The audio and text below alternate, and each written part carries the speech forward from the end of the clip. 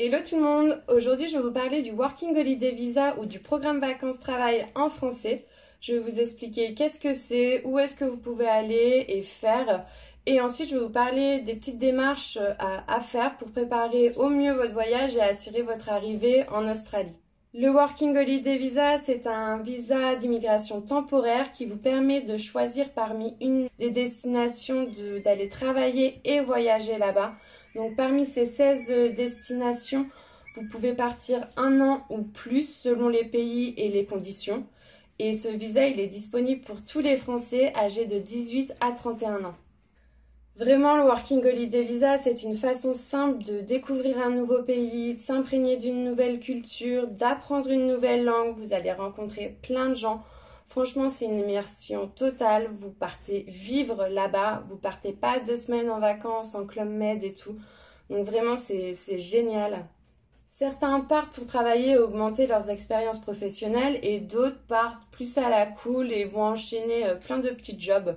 Franchement, en règle générale, les Français, ils sont bien vus. On fait des rencontres assez facilement.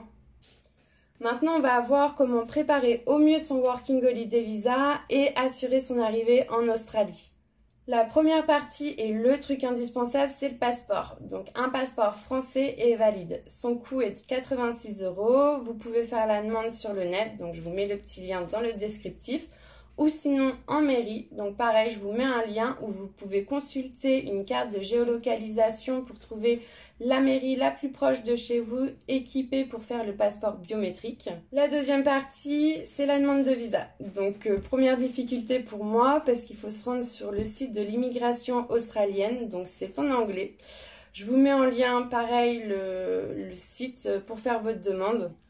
Donc pour remplir votre demande, vous êtes obligé de vous créer un e-account.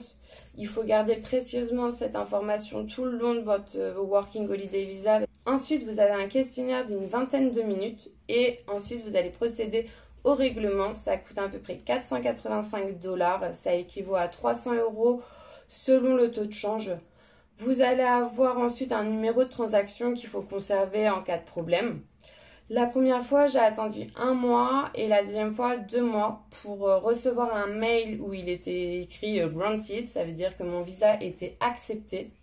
Cette approbation, elle dure 1 an, mais votre visa commence réellement le jour où vous arrivez en Australie, que vous passez l'immigration australienne.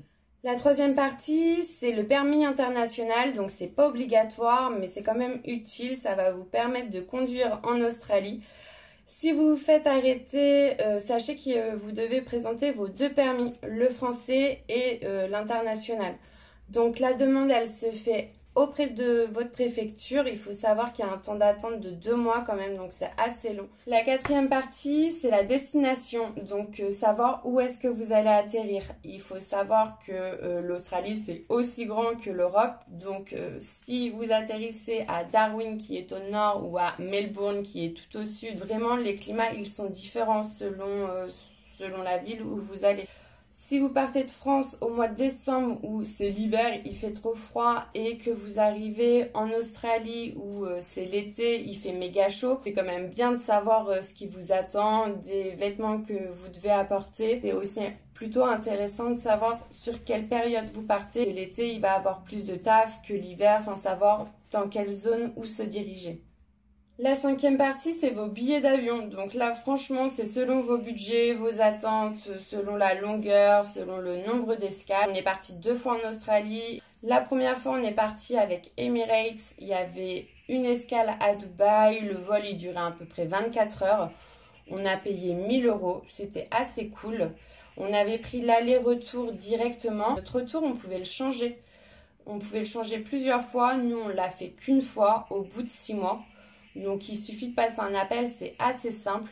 Donc ce principe est assez cool quand vous savez pas combien de temps vous voulez partir.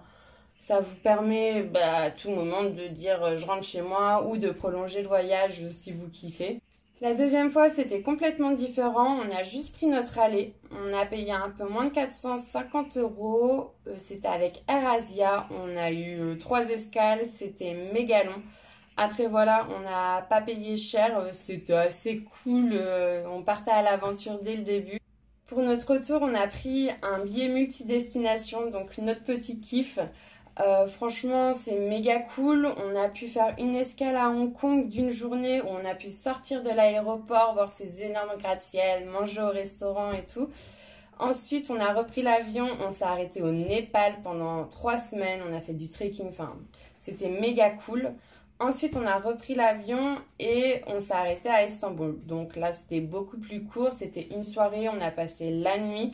On a repris l'avion le lendemain très tôt, mais c'était quand même cool de pouvoir se balader. Et ensuite, on est arrivé en France. Du coup, notre voyage, notre tour, il s'est fait sur 1 mois. Vraiment, le principe multi-destination, j'ai surkiffé. En 6, le truc qui fâche, l'argent. L'argent, donc ça peut être le truc qui fâche, mais plus vous en avez, mieux c'est évidemment. Mais sachez que quand vous quand vous arrivez sur le territoire, on peut vous demander de justifier. Il faut que vous demandez à votre banque un relevé de compte. Vous devez avoir 3 500 € de disponible. Donc voilà, nous on ne nous a pas demandé. Ce que je vous conseille également, c'est de vous renseigner auprès de votre banque des frais que vous pouvez avoir en payant avec votre carte bleue ou en retirant de l'argent. Ça évite les mauvaises surprises. Ce que je vous conseille aussi, c'est de faire procuration, comme ça, si vous avez besoin, c'est fait. La 7e partie, c'est l'assurance santé. Donc sachez que quand vous arrivez sur le territoire australien, on peut vous demander une attestation. Donc moi, j'avais pris Shapka. Pour 1 an, j'en ai eu pour 350 €. Vraiment, je peux pas donner trop mon avis, j'en ai pas du tout eu l'utilité, je touche du bois. Mais sachez que les frais médicaux, ils coûtent méga cher là-bas. Donc vraiment, assurez-vous quand même d'avoir une bonne assurance. Mais voilà, je peux pas donner mon avis, il faut comparer, regarder sur les sites internet. La 8e partie, le logement. Donc question importante, où est-ce que vous allez dormir les premières nuits? Donc 2 possibilités, soit freestyle, soit vous réservez en avance. Perso, arrivez avec vos 30 kg de bagages, vos 24 heures de vol, votre fatigue, le jet lag et arriver dans une ville où vous ne connaissez pas et vous devez trouver un hôtel, ça peut être fun, mais à mon avis, ça doit être un peu compliqué. Soit vous réservez en avance une nuit ou 2 dans une auberge de jeunesse, comme ça, voilà, vous arrivez, vous savez où est-ce que vous devez aller. Donc les auberges de jeunesse, beaucoup utilisées, donc énormément de voyageurs, vous allez vous faire des potes en une seule journée. Il faut savoir que tout le monde part dans le même état d'esprit que vous, donc arrivent là-bas, ils sont loin de leur cercle social, donc ils vont chercher le contact, à se faire des potes et tout. Vous allez avoir des opportunités de job entre ceux qui souhaitent le quitter, ceux qui savent que dans leur resto, enfin dans leur taf, ils cherchent quelqu'un. Donc vraiment, le backpack, c'est quand même super cool. Soit vous avez le woofing ou le LPX. Alors, j'en ai jamais fait, mais le principe, c'est que on vous héberge gratuitement.